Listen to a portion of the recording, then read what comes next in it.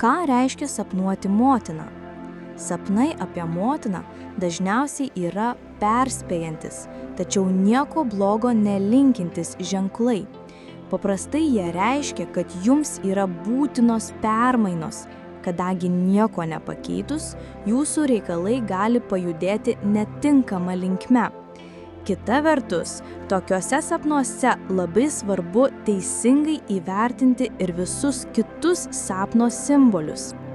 Sapnuoti mirusią motiną, kai ji iš tikrųjų yra mirusi, tai nieko blogo nepranašaujantis sapnas, kuris tiesiog pabrėžia jūsų ilgesį.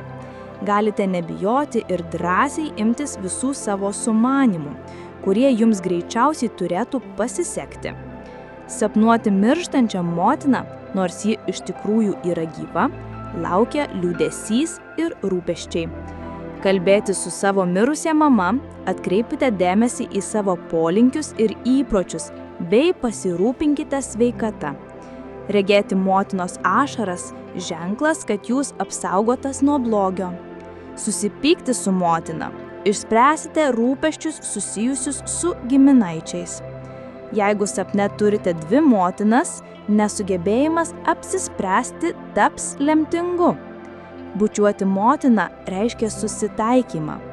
Krūtimi kūdikį maitinanti mama – geras ženklas, palankus metas imtis drąsių ir rizikingų planų realizavimo. Besišypsanti motina – džiaugsmas ir palaima.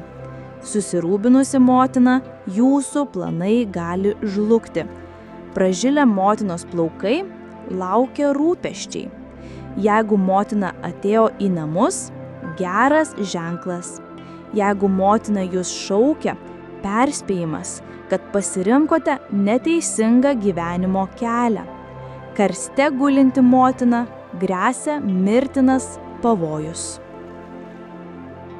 Motinos sapnas senovėje. Senovės egiptiečių aiškinimu, sapnai apie motiną dažnai buvo laikomi apsaugos ženklais arba dieviškosios moteriškosios lyties atstovų žinutėmis.